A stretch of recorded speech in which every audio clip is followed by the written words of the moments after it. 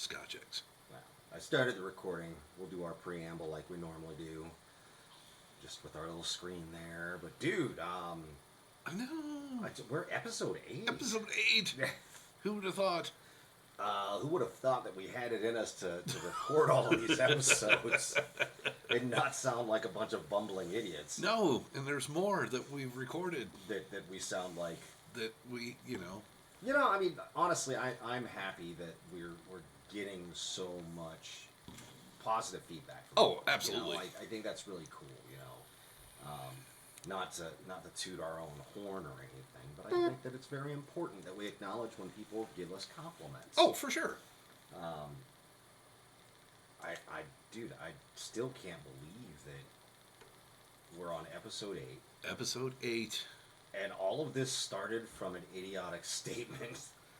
Hey, dude, want to start a podcast? Yeah, made on top of the top of the parapet of all places, dude. It was such a just low key kind of offhand comment, like, "Hey, I've got an idea. What? Want to start a podcast?" Yeah, Sure. yeah. Okay. Actually, your statement was, "Well, what's it about?"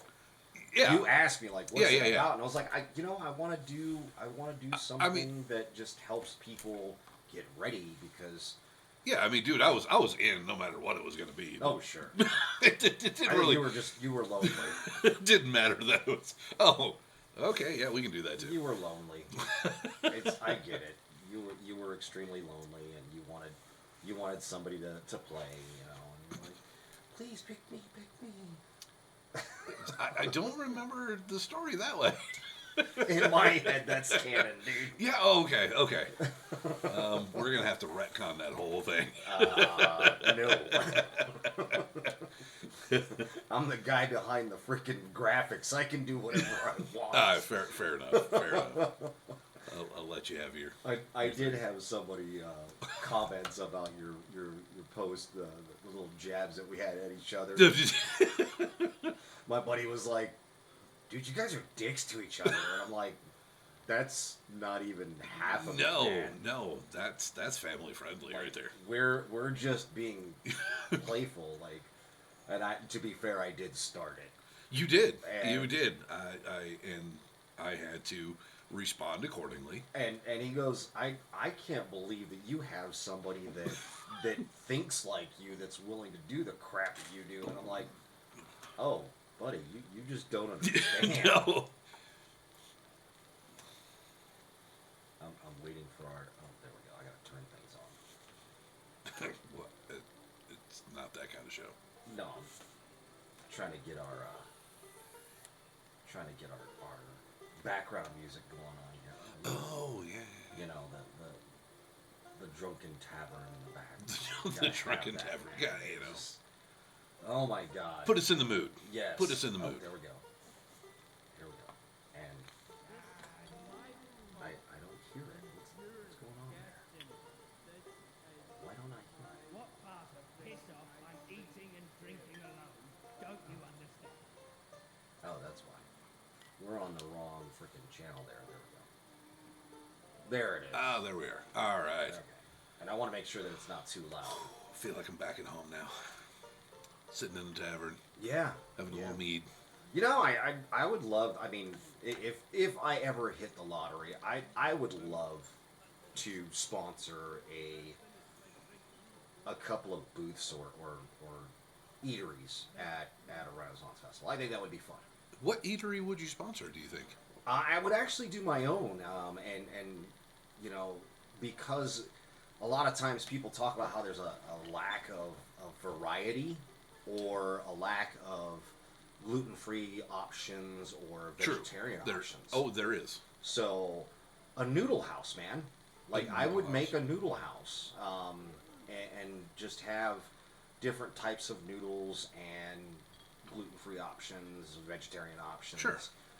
It gets a little tricky, though, because, you know, you have, from what I've seen, you have a lot of, very limited amount of space. Yes. And to truly be vegan or vegetarian, you can't have the workspaces contaminated. So it would be almost like you have to pre-prep all of that stuff in separate things, and then have separate cookware or woks or whatnot, because that's the way I envision it. Like I want to have the fiery wok, you know, display as my cooks are doing what they do, because dude, that's awesome. Absolutely. No, I'd be down with that. I mean, you can't go wrong with a good noodle bowl. Or a really awesome tavern that's like semi-enclosed, so you've got overhead cover. Okay, I got and you. then a stage in the front. Yep. That can be viewed from both sides, or maybe even in the center, so that everybody sits around. Yeah. You know. Kind of like a public house. Yeah. Yeah. Yes, like a public house. That would be the best way to describe it. But we're past our 5-minute warm up here. All right. We are episode 8, and this is your. Does that mean we have to go to work now? Yes. Son of a gun. But this is your baby. This is kind of my baby. So let's jump into it. Absolutely. Hello, friends. Hello. I'm Rob. I'm Keith. And we are the Renaissance Rascals. We are. Thank you for joining us. I know. Episode 8. Episode Here we are. 8. We're talking about practicing thine craft, because that is how you get better. It is. It's one of those things that I find a lot of, if you have downtime and you don't practice and you don't stay sharp, your skills go away. And it's just like, if you're a mechanic or you're a barber or you're any sort of skilled trade, if you don't do it all the time, you forget what you're doing, or your reaction time comes a little bit slower. So this was kind of an episode where I went, here we are in the off season, for Colorado Renaissance Festival. There's still festivals going on, but for us, I thought, man, we get to do this. So this is really, a lot of good stuff for us, where Right. we get to stay in practice, Right. and, talk about different things. Well, and then there's the haunts. There's Yeah, other festivals. So, but I wanted to gear something for people that don't have this outlet to where they can do stuff on their own. Sure. You don't need a group of people. Maybe just one person. You can do this at home by yourself. Sure. Just give you little tips and tricks. Stay in practice. Stay sharp. You can always watch us. I mean, I wouldn't do anything, that we do, but I don't know if that's your best bet. probably get fired, but It's the jury's still out on that one. it is.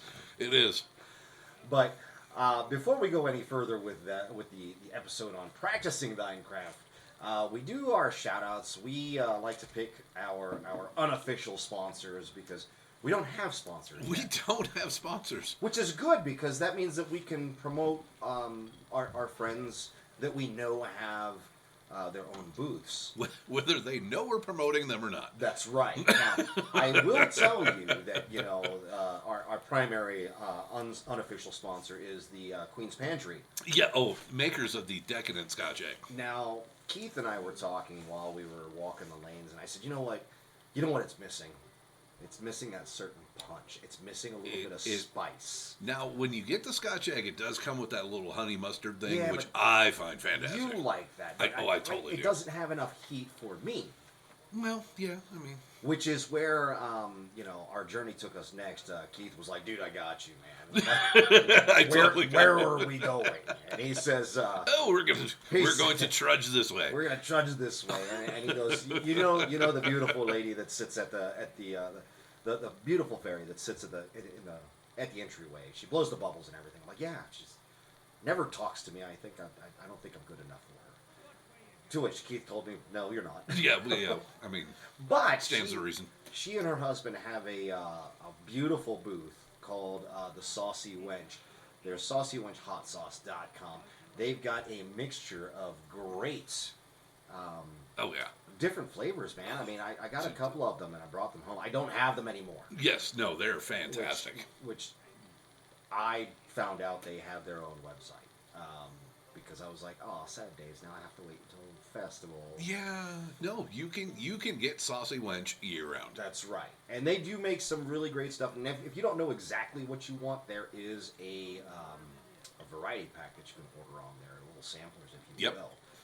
And they're very beautifully boxed. And if you spend a little bit more, you can get their limited edition boxes that I have seen are available on their website. So go check them out. Make sure that you let them know the Renaissance Rascals sent you. That's us. They're going to look at you like you're crazy. Absolutely. Which is why it's even funnier for us. Mention the Renaissance Rascals sent you, and I- well, that's really about all that's yeah, gonna happen. that's where it's going to end. You're gonna get some blank stares, I'm You sure. might get this. Okay. Who the hell are those guys? What is this like? The little rascals from back in the day? Which one's alfalfa? I think that's you because I cut the hair off. Yeah. Which I know a bunch of people are asking, like, dude, why'd you do it? Well, because it's beanie season and I can hide my head and keep warm. But more importantly, it started looking like I was looking like a demented owl. Well, yeah. And my daughter says you look like Stripe from the Gremlins. Oh, Because it was sticking yeah. out, and I was like, and it kept on getting shorter and shorter. So it's just a matter of restarting. It's not a big deal. It's just freaking hair. It's hair. Yeah. It'll grow back. It in time. I mean, not for me, but for other people, I've heard that your hair grows back. Yeah. So let's get back to this. I mean, Absolutely. you were telling me about this before, and I think there's some really great points to be had here. I some of these things, and as Keith goes through these, I'll chime in because some of these things I actually used to teach Department of Defense broadcast journalism, and my students, I would tell them some of these things too. So take it away, Keith, man. Yeah. So the first thing is find yourself a nice warm up routine that warms up your voice, your body, and your mind. Give me an example. So like CRF, Yes. We always start out with a little bit of singing, and the songs that are sung, you have to enunciate, so it kind of warms up your vocal cords and gets you ready for speaking. Enunciates and articulates. Yes. Very clearly. Yes, the two eights, very Yes. good. But it actually, if you use these when you speak, I like referring to George Takei because if Oh, you my. if you listen to the way that George Takei speaks, he articulates. Oh yeah, Every he's a very well spoken man. Yes. So that is the reason why you do that during your warm up is so that when you're doing your normal speech or your performing speech, You get used to it. you're used to it. Yeah. And people aren't like, what did they just say? I don't know. Let's move on. Yeah. It helps you get into, I like to say, a rhythm. Yes. So your normal speech patterns become a little bit slower. right. More deliberate. Yeah. Because I mean, for me, when in my normal life, He talks like a teenage girl. oh, I do. I talk fast. I'm just going. It really has to do with what he does for a living. Yes. Because you're trying to explain services that were rendered. I don't have a lot of time, so I got to No, get through a lot exactly. of information in the shortest amount of time possible, Exactly. and on to the next one. But Right.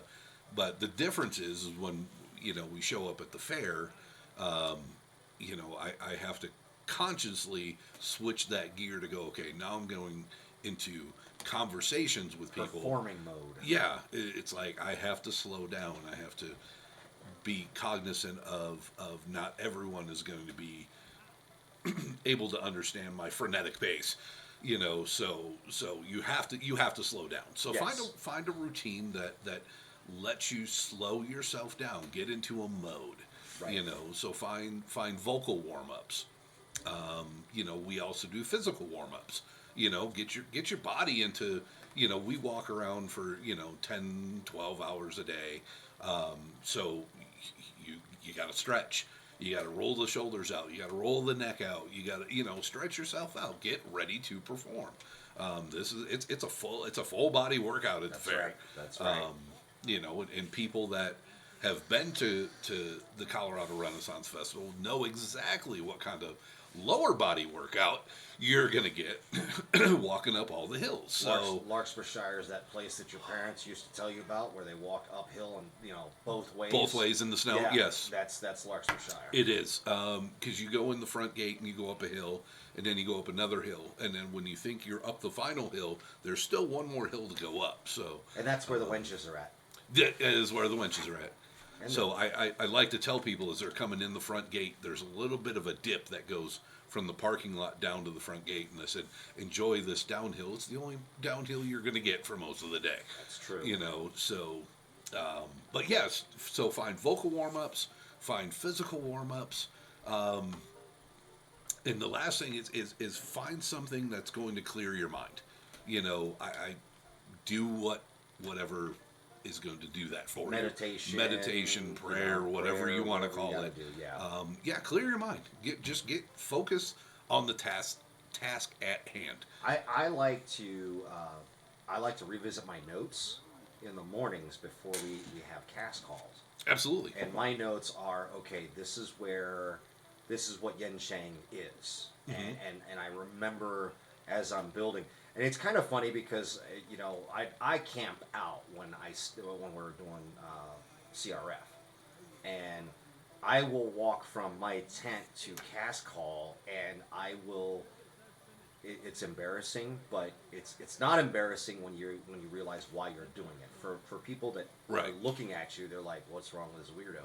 But I will walk down the laneways, and I will I'm not screaming. I'm in a very loud projecting voice. I will say, "I am Captain Yen Shang of the Woku," and I'll say this over and over again because it helps me switch. Yeah. Out of Rob into Yen Shang. So find that thing that helps you, and I like to call it centering. That centers you on the character. Absolutely. That you're performing. And that's and these things are really good. Even if you're like, let's say, going to an audition, right? It's going to get your voice warmed up. It's going to get your body loosened up. Yes. Your mind's going to be in the right place. You're going to go in and hopefully have a good audition. Yes. And make sure that, and it kind of leads into the next one. We want to make sure that you are projecting.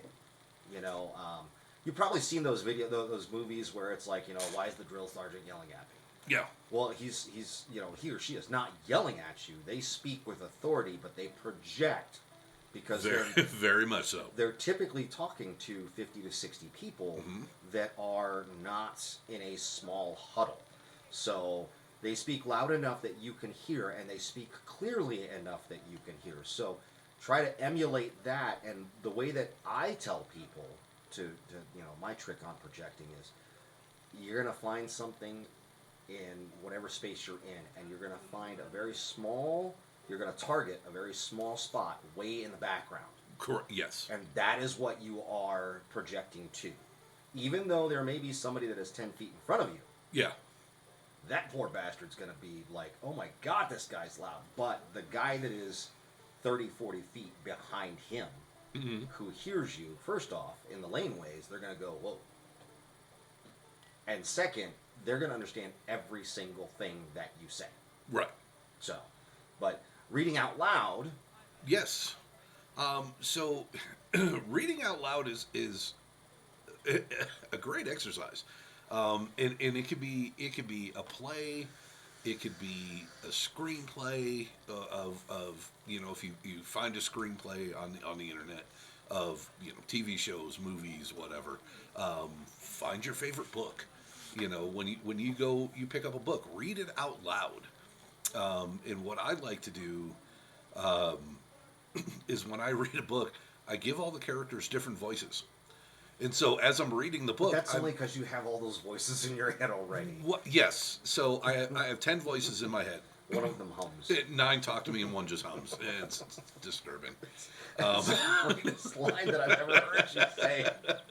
The first time you said that, I was like, Okay, I get it. Okay. Yeah, he's back there, just humming along. That's my happy place. But yeah. So give them voices. So as you're reading this book, you're actually acting out. Yes. I tried to look at it like you're making your own movie. Yes. How would this person talk? And there's been some books that I've read, and then they make a movie of it. Right. And I'm like, and it doesn't sound the same. huh, that's not what that guy sounds like. That guy was supposed to be Scottish. Yeah, right. It's like, I don't know why he's Scottish. He just is. But that's also a good tip, because that helps. That goes back into the warm up, because trading your accent for your normal speech into a different accent helps kind of keep you limber. Right. Yes. Vocally limber. And I mean, we're not talking, just like English or Renaissance. I mean, it could be Southern. You could even just change the tonal quality of your voice. Correct. All of a sudden, now you're talking down here. Yeah, I mean, it's so change, give them different, deflections in the voice. Give them an accent. Give them, maybe he talks real soft. Or maybe he's way up here. Yeah, exactly. I didn't know I could do that. that was very impressive. But yeah, I mean, it's so that's one of the fun things for me is just making a book into a movie and going, all right, how would this person talk? How would they talk? And it's not for every character in the book, obviously. Right. But the main, the main character. So, act it out. Yes. This is an exercise. I was telling Keith, this is an exercise that we used to teach when I taught at the schoolhouse. I would actually send my students on their off time. Look, dude, you need to get better at reading copy. For us, it was news reports. It was radio adverts that we had written. But you need to get better and more comfortable with talking. So we would send them to the food court with whatever book you want, dude.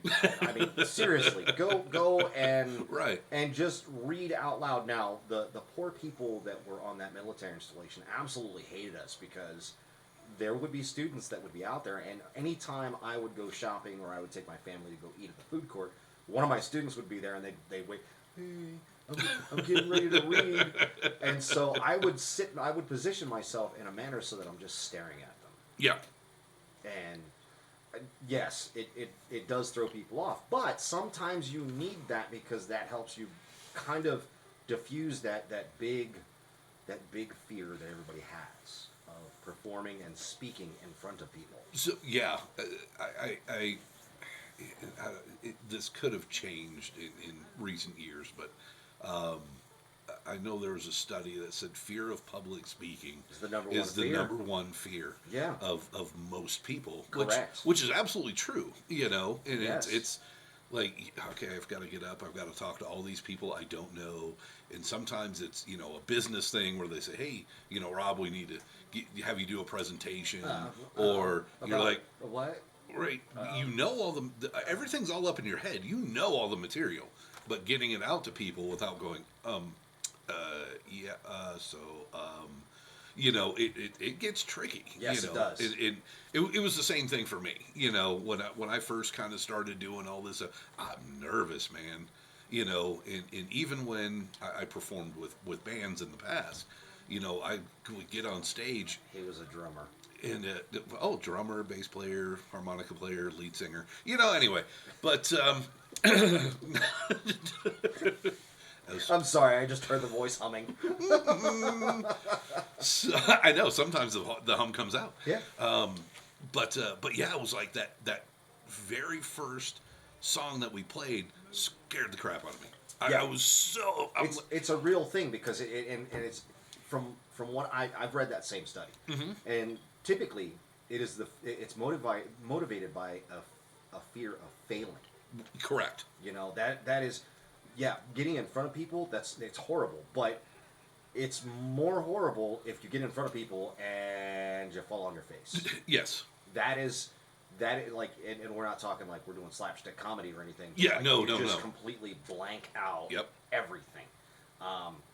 You know, I used to do acting when I was in high school, and I the first time I did anything was a stage production, and I botched my lines. Oh, yeah. Like, I literally was not prepared for it. I get up on the stage, there's lights, there's people, and there's a girl that I was, like, really interested in, and she's sitting in the front row. And now we know why he was in the production. Yeah. But we made eye contact. She smiled. I forgot every single line that 3 hours ago when we ran through dress rehearsal, I was on cue. Uh-huh. And I just forgot it. Yeah. But that's the bigger part is getting past that fear of failure. Dude, it's okay if you botch a line. Oh, absolutely. Push on, man. Yeah, keep going. Push on. Just keep going. But a lot of that, like we started off with, the warm up routine Yes. will help alleviate all that. Yes. It'll put you in a better mind space, so that when you do go out in front of all these people that you may or may not know, it's going to be a lot easier for you. I think it's worse if you know them. I do too. Only because my friends are buttheads, and they'll be like, Yeah. "No, dude, that wasn't the line," and you know it, and it's like, "Shut up!" Yeah, they're like, oh, you forgot that. Yeah. So sometimes I find it easier talking to strangers because there's no kind of it's- like preconceived. Oh yeah, 100%, dude. You know what I'm saying? It's 100%. like, They don't know you. They don't. Yeah. They may not know you. They may not know the material. I mean, that's the cool thing about what we do at CRF is most of it's improv. Oh yeah. You have the seed. You start with the seed, and then from there, nobody knows what's going to happen. Not No. even the actors on the lane know what's going to happen. No, and I think that was like 90% of all of our interactions we had during the summer was, absolutely. hey, let's go talk to this person and say this. Yes. Okay. And that's pretty much where it ended. Like we That's had where the planning ended. we had the opening, much like this podcast. We had an opening. I don't know where it's going after that. Yeah. But that was all of our interactions. We had an opening. All right, we're going to start with this, and then where it went from there, who knows? Now, one of the things that I really wish that we had, because this goes right into the next piece, I really wish we had somebody following us around and recording some of the things that we do. So that could be good or bad. Well, I mean, For other people, probably good. For us, bad.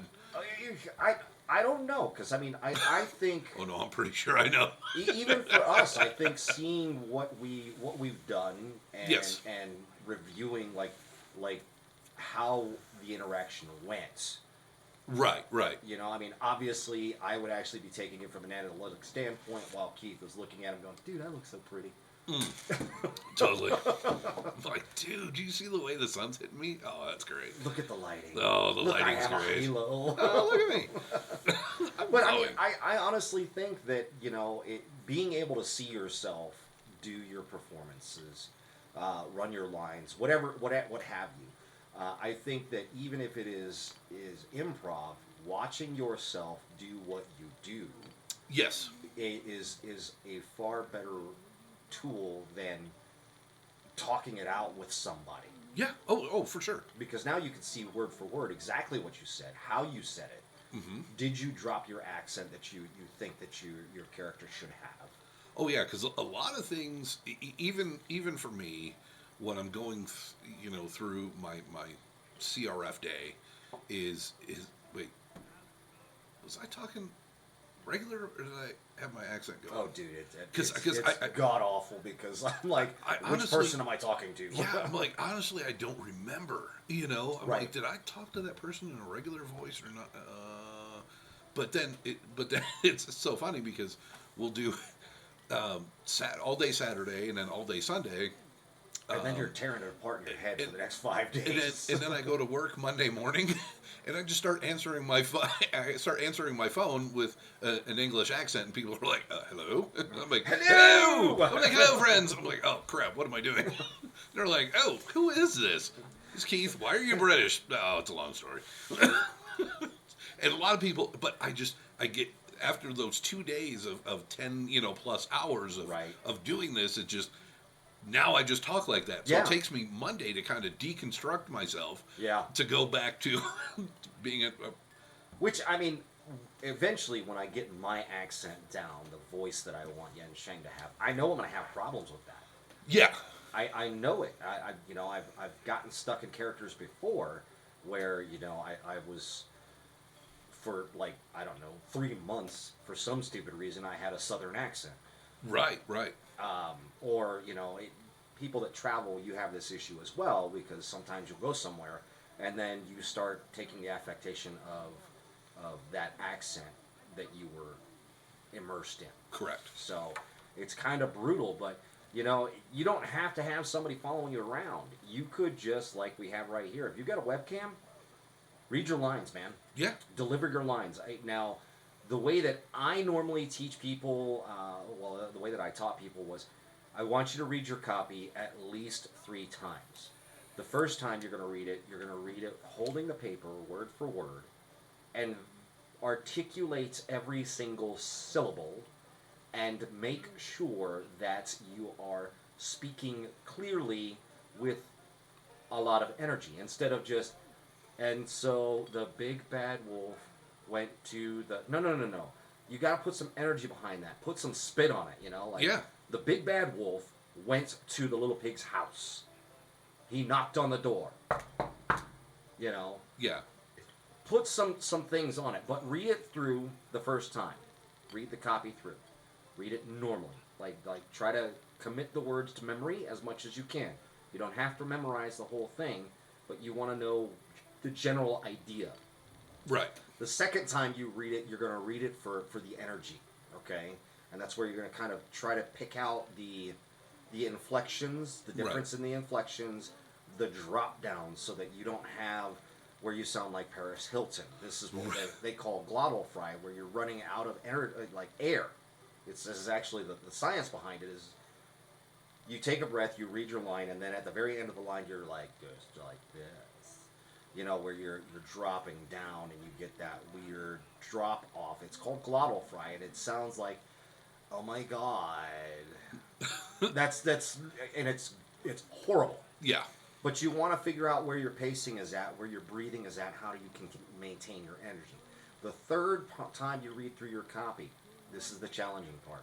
Put it down. Right. Put it down so that you can glance at it, but not like you're not reading it word for word, right? And but record yourself doing that, because one of the things that really messes with people is the camera. The camera messes with people. It gets in your head, because even though you may be in a room by yourself, that camera could be thousands of people, or 23 subscribers. By the way, hit the like and subscribe buttons down below. It's down there, not that way. That's where the Scotch eggs are at. But, make sure that you are speaking to, and this is another trick that I teach. Don't speak to the entire audience. Speak to one person. If you speak to one person and you are telling them everything that your character is, or whatever the message, the scene that you're in, you're giving it to that one person. In the military, we say aim small, miss small. Yeah. So if I aim for that one person and that one person does not get my message, okay. So as a caveat, and I know what you're saying about pick one person to talk to. Yeah. The thing I would say is, if you're going to pick a one person to talk to, pick a person in the back of the room. Yes. Because that way, if that person hears you, everyone leading up to that person is going to hear you as well.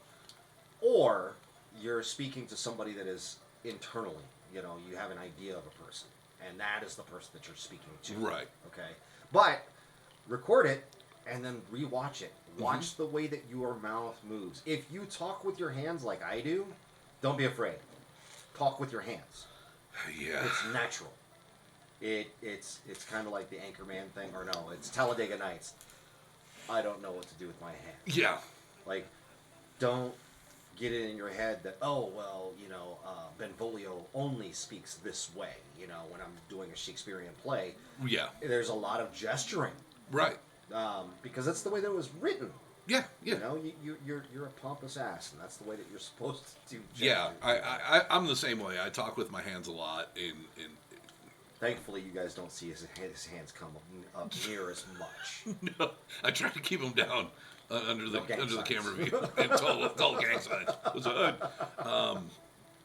Yeah, no, but going back just a little bit is find if you're going to audition, Yes, you know, which you will. find you will eventually audition, whether it be for a festival or a play or a movie, TV show, commercial, whatever it may be. Find something that is close in the same vein, and watch performances of other people. Yes.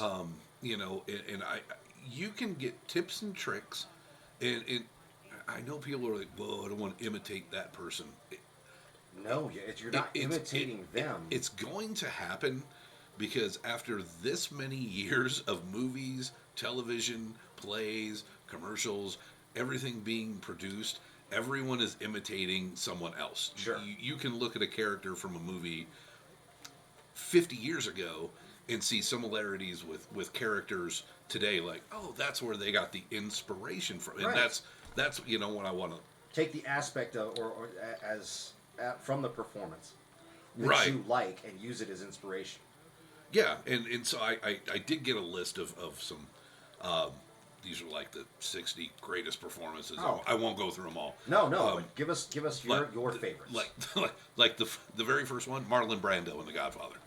I mean, Louise, dude, that was so good.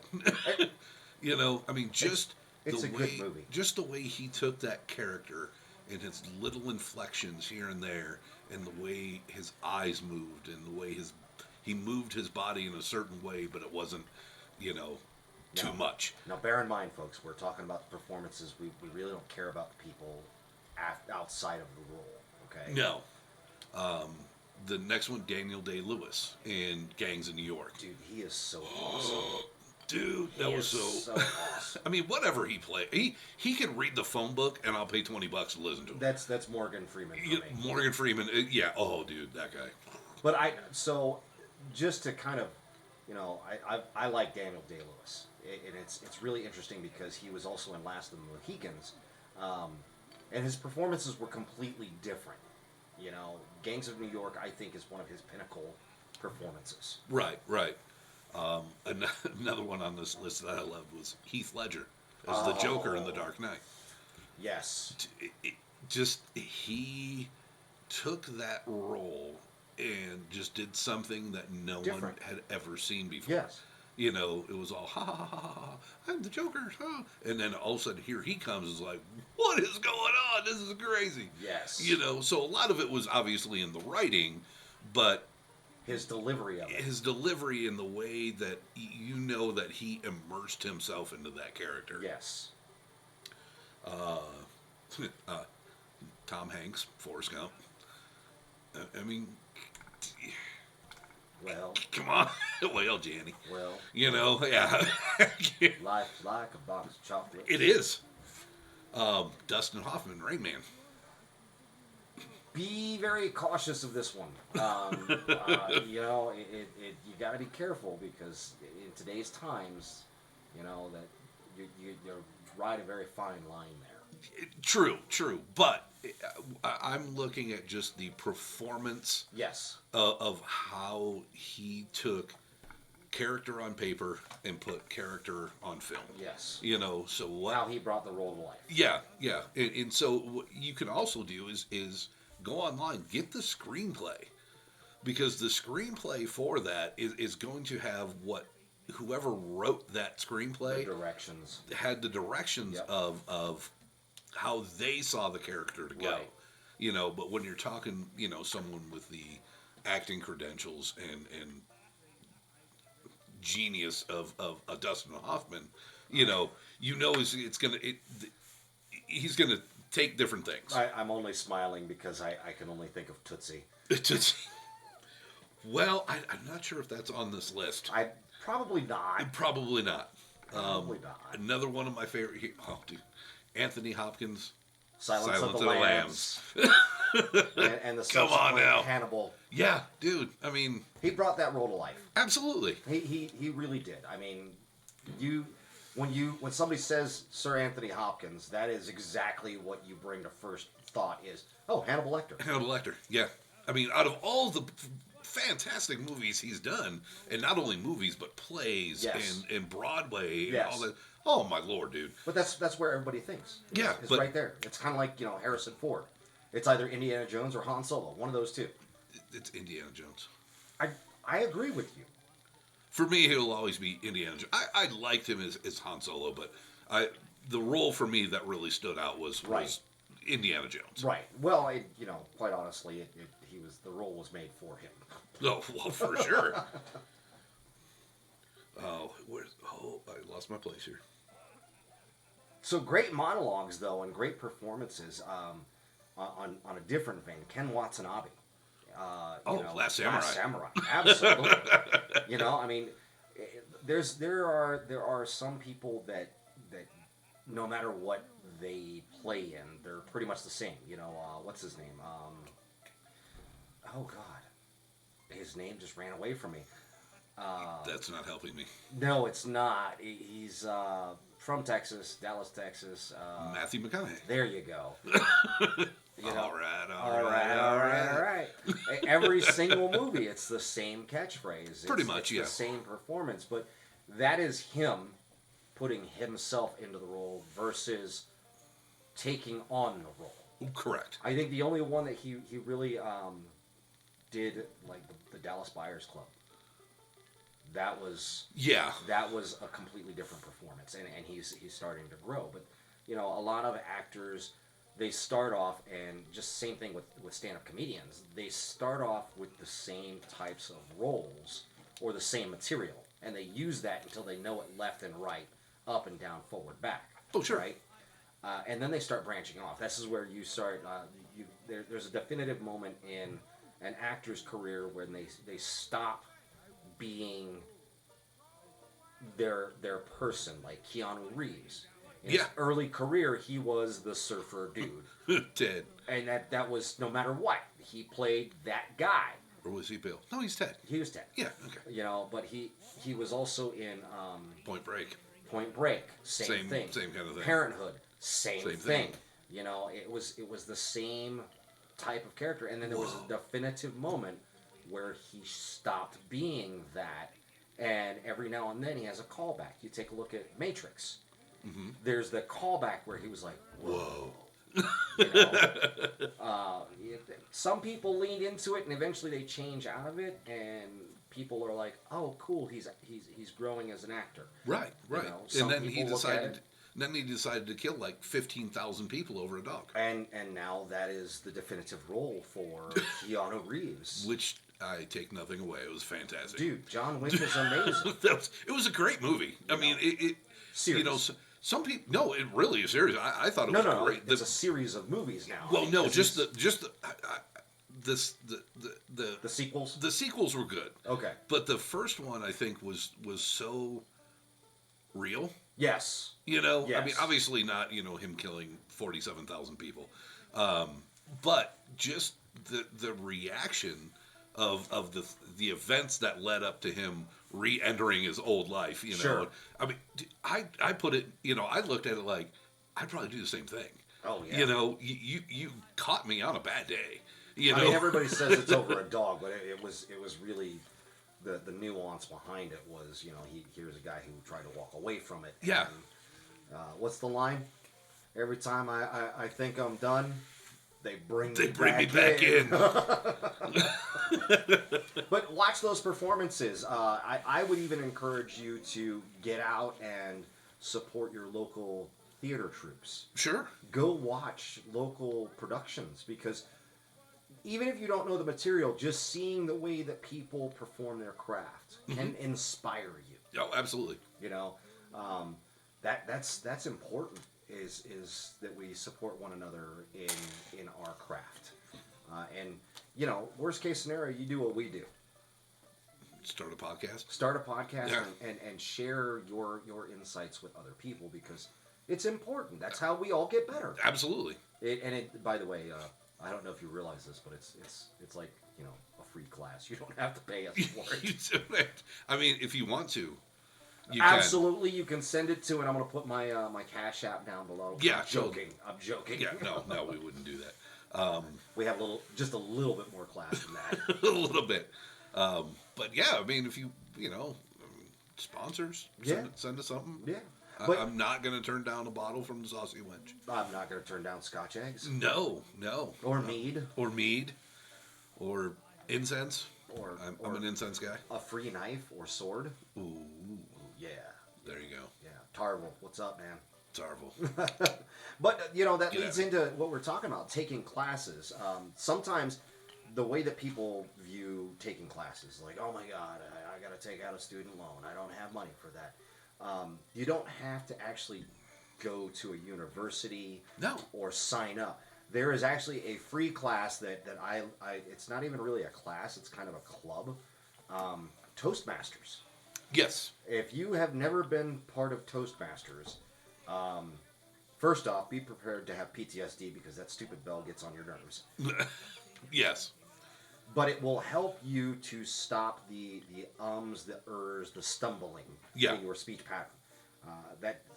Right there. Typically, that comes out from somebody that does not know where they want their thought to go. So you have to slow yourself down just a little bit, and that will help to stop your stumbling. And that's one of the greatest pieces of advice I ever got was, if you're not sure what you're going to say, don't say anything at all.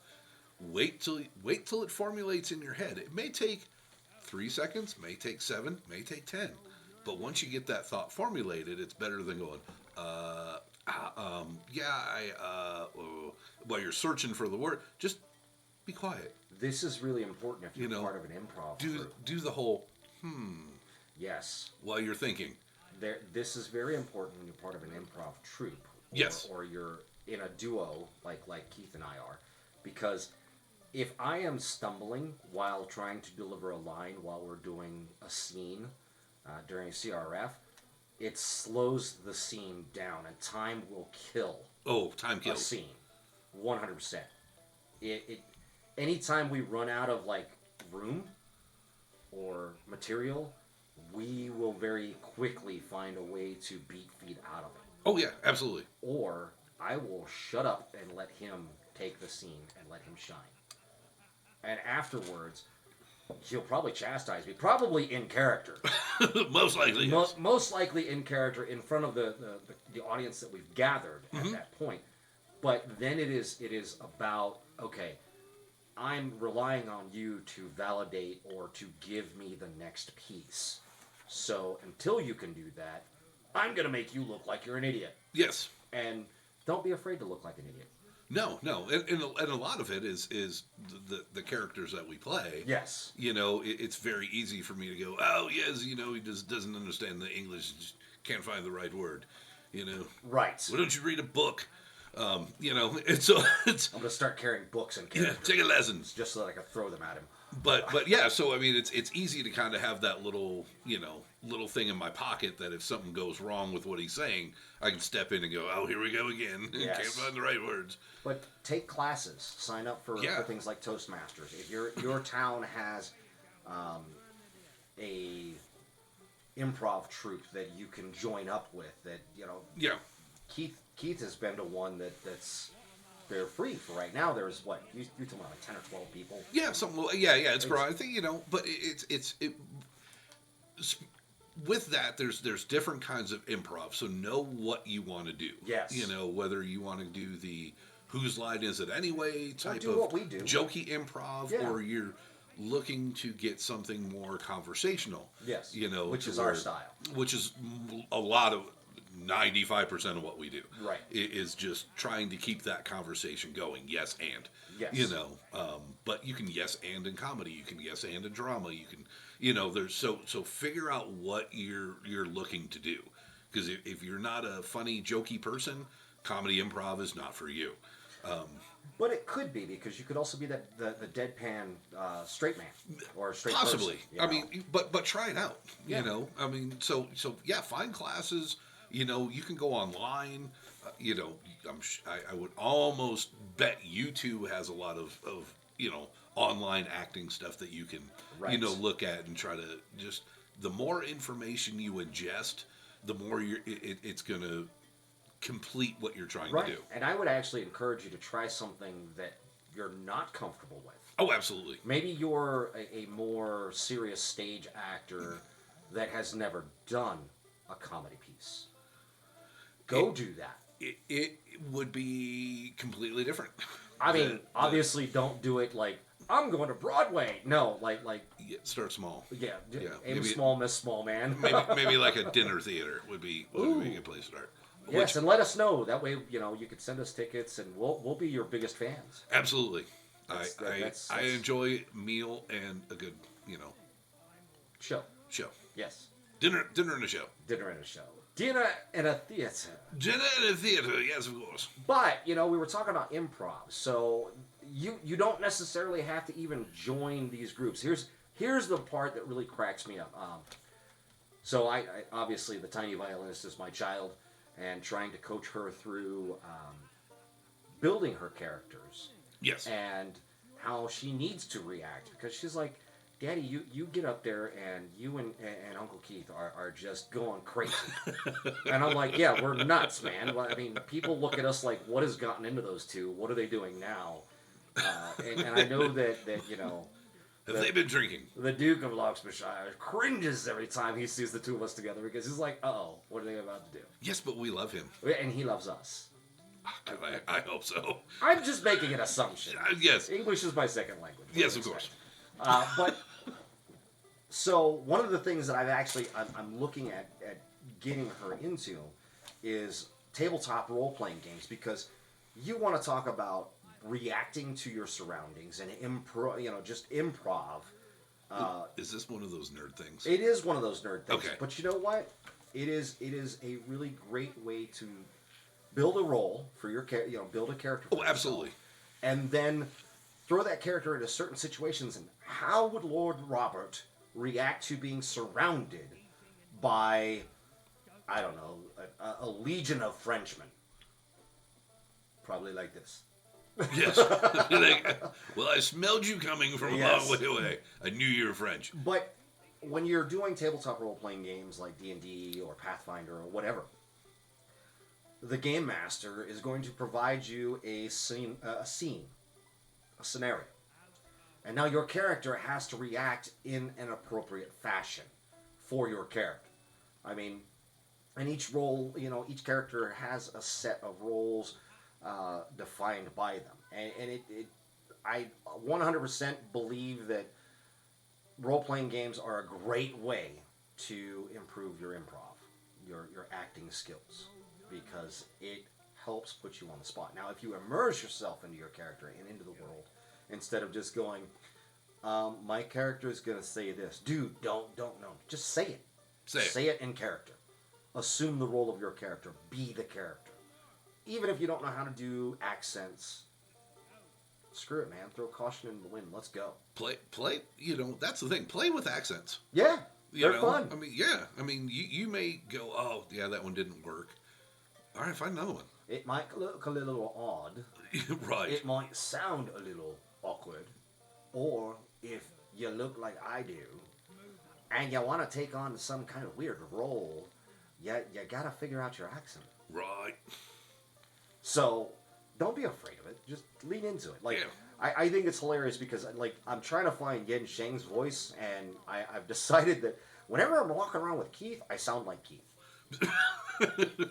So I take on his affectations and I take on his accent. Now, when I am wooing the Princess of Ireland, by golly, I'm going to speak Yes. the way that she speaks, because I'm trying to, assimilate. If Right, you will. right. I'm trying to make it so that I seem like I belong, because I know I don't belong. I mean, I wear robes. Yeah. The closest thing is that dude that wears his kilt. You wear pajamas. Hey, you're just mad because I can feel the breeze. Absolutely, I am. But you know, and there's a guy, and I'm gonna give this dude a shout out because it leads into the next thing that I've got over there for improv is video games. Yeah. You know, some guys play these MMOs, massive multiplayer online role playing games. Is this another one of those nerd things? It is a nerd thing, but Okay. you know what? I think you would enjoy it if you found the right one. I mean, swords and sorcery and guns and crossbows and arrows and Robin Hood. I don't know. All right. Ran out of room there. We were doing so well up until Robin Hood. Yeah, no, I was. That's I with ran, most of our scenes. We were Yes. doing well right up until the end. up until Robin Hood or the Spanish Inquisition Because no one ever expects the Spanish Inquisition. or the Bloody French or Scotch eggs. Scotch eggs. That stops everything. But there's a guy out there. His name's Stone Mountain. He gets into he does this thing where guy plays Call of Duty. So he's running around, but he takes on the role of he is the commander of whatever team he jumps onto, and he goes full character. Okay. And he doesn't break. He doesn't break at all. Even though people are like, "Oh my God, this is Stone Mountain," and he will not break until the very end of the game. And then he's like, "Yeah, hey man, thanks," you know. And sometimes he shares the clips at the very end where you know the people that he was partied up with are nerding out and being geeks about it. But you could do the same thing. World of Warcraft, I've met people that do that on you know, they take their role play a little bit serious, which is fine, dude. It's another form of acting. Absolutely. It is, your stage is instead the digital landscape or the tabletop, or your stage could be like the laneways with me and Keith. You Yes. know? Wherever your stage is, try to find a way to make your performance better. Right. You know, when it becomes stagnant, that's when you have to reevaluate. Is it me? Is it the way I'm delivering? Is it the character? Is it my lack of knowledge? You know, I mean, all those things, you know, in and of themselves can definitely hinder your progression Yes. as an actor. You know, and it's not just, you know, one character. No. But overall, you know, I mean, so that's kind of where, you know, why I came up with this topic was stay fresh. Yes. You know, stay on top of your craft. Yes. You know, it's you know, for me, I've kind of been in and out of this you know, acting, you know, industry, I guess if you want to call it whatever, for a lot of years, but I've never stopped trying to get a little bit better, you know. So as long as I feel that I'm doing different and doing better than I did last year, then, you know, then we look forward to the next year, you know. Now, something that I will say is, if you record yourself, don't just be your own critic. Get somebody that you trust Yeah. to watch it and give you critical feedback, like constructive criticism. Absolutely. Send it to us. If you send it to us, dude, we will gladly watch it and give you our thoughts on your recording. Yeah. You can send it renaissancerascals@gmail.com. Absolutely. And we'll watch it and we'll send you back a personalized critique. Yeah. Now, again, we're not like educated in theater or anything like that. We've just been doing it a while. Yeah. and we'll give you pointers. Now, my experience is more in the role building. Keith is more into the acting portions of it because he's been dinner theater, he's been in bands, he's been at haunts, he's done Wild West reenactment. Old West stuff, you know? yeah. So, you know, and then both of us have been doing Renaissance festivals. This is my first year, and I'm looking forward to many more to come as long as Keith doesn't get us fired. Why am I getting us fired? You're the one that says all the bad things. Okay, so sure, blame me. I'm going to. Dude, that's I messed. just Dude, did. that is so messed It up. just happened. As long as Keith doesn't get us fired. I mean, it's probably you're it's- not wrong. I know. I'm not disagreeing with you. I know. I'm sure it'll be my fault. I say that, and it's going to be the one time that I frickin' go off the rails, and the wrong person's going to see it, and then it's just like, you know what? Pack up your swords. Go get your tent. You're done. Get out of here. And I'll be like, Keith, I need a place to stay. Great. Now I got to try to sneak him in for the rest of the year. Smuggle me in with the Scotch eggs. I do. See, now I'm smuggling Asian people. This is a whole different. That took a dark turn. I think it's like foreshadowing. Yeah. I'm just saying. Maybe. Oh, great. Now it's all my fault again. Oh, see, I told you it's all your fault. Oh, this sucks. Yeah, this is what happens when you're the idea fairy. Yeah. And the bone fairy. And the bone fairy, yes. Rufus the Bone Fairy. You can catch Rufus the Bone Fairy at the Santa Fe Renaissance Festival. Yes. Which will be September... I've got the date somewhere. 21st, 22nd? Yeah, I think it's next year is the 21st and 22nd. Yeah. Because we're booked from the 19th till the 23rd. Yeah, so yeah, you can check us out at the Santa Fe Renaissance Festival. And when I say booked, that's actually our reservation for the Airbnb. Is yes, that time yes. frame. But yes, definitely make friends. As part of your acting troops that you join, find somebody that is like-minded. I was picked by this dude. But find somebody that's like-minded that is willing to give you honest critique. Yeah. Because I could be like, dude, Keith, you're awesome, you're amazing, you're so wonderful, and then I'm like, oh my God, I hate this dude. He is so horrible. If you're a good person, a good human being, and a good friend, then you will say, dude, you kind of biffed that line there. You kind of biffed absolutely that scene. Let's don't be afraid to fail. No, and don't be afraid to help your friends realize where they fail. Keith has many of times like, dude, don't step on me. Yeah. And okay, my bad. I'm new to this. Yeah, no, and that's what it was. It was like, okay, here's what we got going.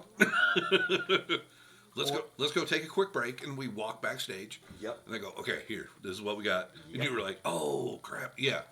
Because oftentimes when you're in scene, you don't realize it, and if you're new, you really don't realize it because you're like, oh, cool, we're all playing, and it's like, no, this isn't your scene. This is about that person. Yeah. So do something so that it brings them to life, but gives your character meaning as well. Yeah. And that's where I would turn around and put my hand on the pommel of my sword, and I would scan I was waiting for the next threat for, an assassination attempt. Which, by the way, guys, I'm gonna keep on bringing this up. If you want to try to, if you want to build a character that you're gonna assassinate somebody, pick somebody on the lower levels of the nobility. Don't do the king. No, but I mean, seriously, if somebody were to create a character and say, I am here to assassinate Lord Robert Adelborn III. Well, dude, his father and his brother already died. Yeah. Supposedly at war. Perhaps somebody has hired him or her, the new cast member. Yeah. To assassinate. Now, oh my God. That would be good. Do you know how much fun we would have with that Oh, person? Absolutely. Like, dude, after the gate closes, you'd be my best buddy.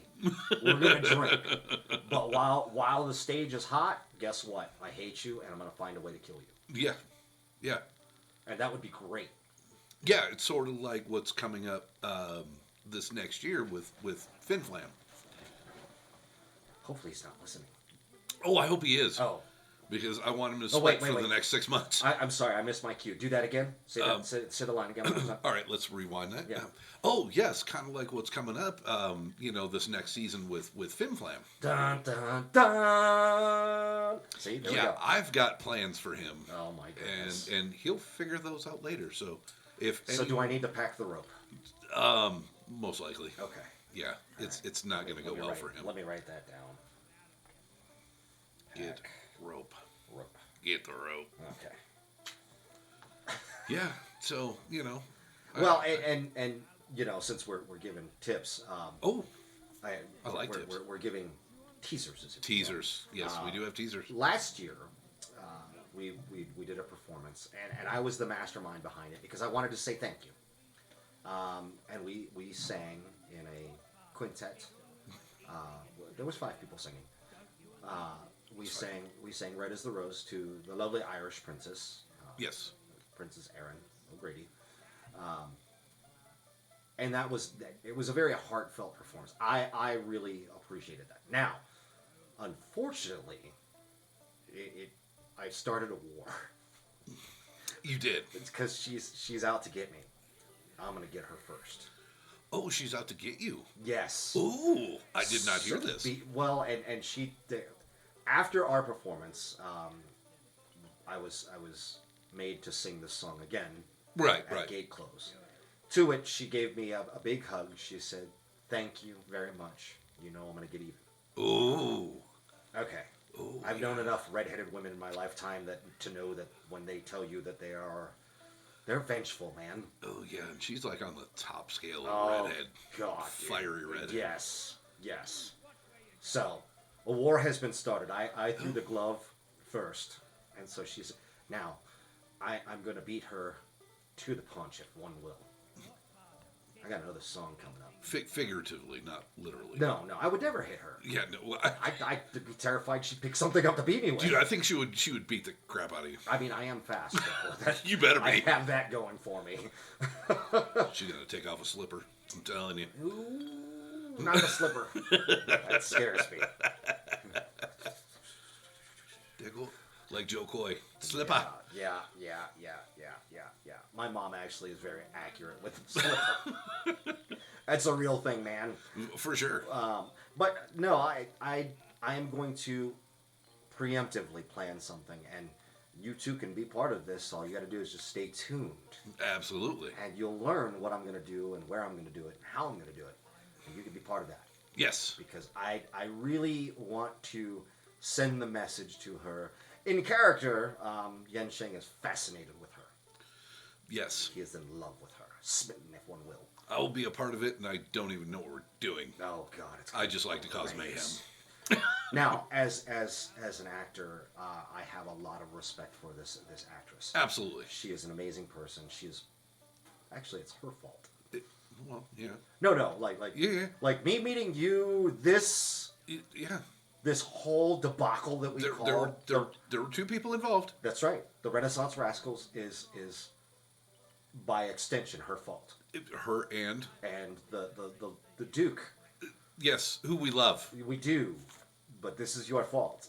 On that side. Wait. Is it a heart? I don't know if that's a heart. Yeah, mine's a heart. I don't know what yours is. I don't know what mine is. Yours looks like a cannoli. Oh yeah, I've carpal tunnel. I can't do it. I love you. Oh, well, I don't know because it was an oblong object is what you were doing. I was giving him a Scotch egg. There you go. And now Yeah. it's a pyramid. I don't know what you're doing. They were made in Egypt. No. We've established this already. I have it on good authority from a Swedish princess. Yes. It was more than likely somebody that's the upper middle class that created the Scotch egg because they had the access to the ingredients and the money to finance it. Yes. We've completely digressed off the topic. Yeah, well, that tends to happen. All right. Getting back to it, improv practicing, you got to find your ways to do it. Find those spontaneous things. I like to watch Whose Line Is It Anyway to see how they come about. Oh, yeah. Another thing that I like to do is I like to challenge myself, and I will try to find a response for everything. Yes. Try to be the rebuttal guy. Yeah, I do Whose Line Is It Anyway? And after they read the question, like, I'll pause it, and then I'll do my answer, and then I'll play it and see if anyone has, like, comes up with what I said. And then the voice in the very back of your head goes, "You got it wrong." Yeah. Yeah, and then sometimes they do. I was like, oh, sweet. And then other times I'm like, oh, they didn't come up with that. It was pretty good. I thought it was good. You could also get into like gestures, like the game gestures. Yes. Or there's a bunch of other board games that are out there. You can find whatever works for you. Yeah. Hopefully we've given you some kind of inspiration to continue building your craft. Because friends, I will tell you, without Keith, I'd just be poor old dumb Rob waiting for the next season. really would. I mean, dude, I might play some role playing games, but you know, I wouldn't do anything to be getting better. Yeah. So Yeah, and that's the thing. You know, what I've always said was, you know, we hit it off, you know, quickly, just because a lot of things in our backgrounds were very, very similar. Yes. You know, and things we've done and places we've went, and you know, military obviously. And thankfully, my wife puts up with our shenanigans. Yes, she's almost a saint, almost there. She's not a saint. After this next trip to Santa Fe, she will be, because that's going to be 5, 10, 15, that's going to be 20 hours in the car with us. Well, and not to mention the fact that there's a hot tub at the house. And then the days in between that she's stuck with us. So. and the hot tub at the house. Yes. So yeah. No. And we could even have Scotch eggs at the house, because you know what? Ooh. We've got an episode coming up. Yes, we do. That is going to be phenomenal. It's going to be majestic, I would say. It's phenomenal, majestic, decadent. Oh, yes. It's going to be scrumptious. I love this word. It's gonna be one of my favorite episodes, Yes. for sure. We're having a return guest. Yes. Who is going to also bring in a couple of gentlemen that you guys don't see them in the background. You know, they're in the background of the supporting cast, if you will. Yeah. But Our guest is going to bring guests. Yes, because without our guest, we would never know these people. No. No. And I want to know them. I very much. Yeah. Not in a biblical sense like Keith, but No. Just, you know, buddies. Yes. Hello, for friends. life. Hello, friend. Friends for life. Because I'm gonna tell you what, dude. Somebody that can teach me. I something that I love personally is I love to cook. I am not a cook. Well, I'm not a chef. I am a cook. Yes. A home cook. But I love to cook, and I love to learn new things. And you're going to be able to learn with us how to make a Scotch egg. Yes. And there's obviously going to be some things that are going to be omitted. Yeah, Secret they have to seasonings be. and spices They have to be. and whatnot. But we're going to learn together how to make Scotch eggs. A proper fair Scotch egg. A proper fair Scotch egg, because these gentlemen are the ones that make the ones for the fair. I know, right? I'm so excited. Like, I know. This is the greatest gift of all. It is. It's a Christmas miracle. Well, yes, because unfortunately we're recording this right around Christmas time. You won't see this until probably New Year's I or know. after the New Year. But see, we thought we were going to have to sit around till like June to get a Scotch egg. But it's December. We're getting Scotch eggs. 6 months early. I'm telling you. 6 months early, my friend. I know some people that are very jealous of us. As well they should be. I'm jealous of me. Yeah. Because I'm getting hungry even thinking about this. A little bit. You know what? I should have ordered some sauces from the Saucy Wench. Yeah, should have. But this kind of just came to fruition like last week. Yeah. Yeah. So we put this together pretty ad hoc, and I'm going to tell you what, guys, you need to tune in for that. Yes. Not just for the recipe, but for the stupid reactions that Keith and I have. You will see us. I will say giddy. I will probably. There's going to be a little bit of movie magic going on in the background. Oh, of course. Because Keith can't join me until right around about 6:30, 7 o'clock. I'm off on the day that we're recording. He is not. Yes. So I'm going to bring these gentlemen in. We're going to try to do all the legwork up front, and then I'm going to do some movie magic, and we're going to, by the power of editing, we're going to have the ability to watch the video footage that we record of prepping the food and cooking the food. It's going to be like Mystery Science Theater. Oh, yeah, but Keith's a this- jerk because he's just coming into Mystery Science Theater and then reap the rewards of the Scotch egg. Absolutely. While I've got to do all the heavy lifting on editing and recording and... I believe they call that working smarter and not harder. I hate you. I know. No, I don't. I really love you. He's my best buddy. One of my best buddies. All right. Let's get out of here. Let's get out of here. Dude, I will say, we're going to switch screens here as we go into this. Once again, thanks for tuning in with us and joining us. If you haven't already, please smush the little like and subscribe button down below.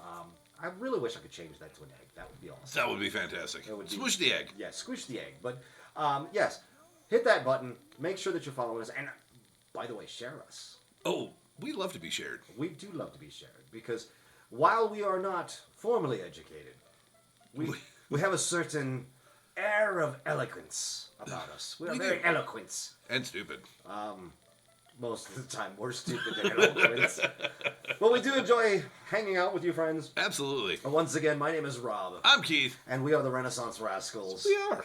Thank you for joining us. Tune in every week for a recorded episode, and once a month we'll have a live episode. Pay attention to the will. Facebook page for the announcements. We also do announcements on YouTube to let you know when we're going to do that, because that's when you get your chance to shine and join in. Yay. And hopefully, and I'm not even joking when I say this, hopefully for our next session for January, we get a recording of somebody practicing.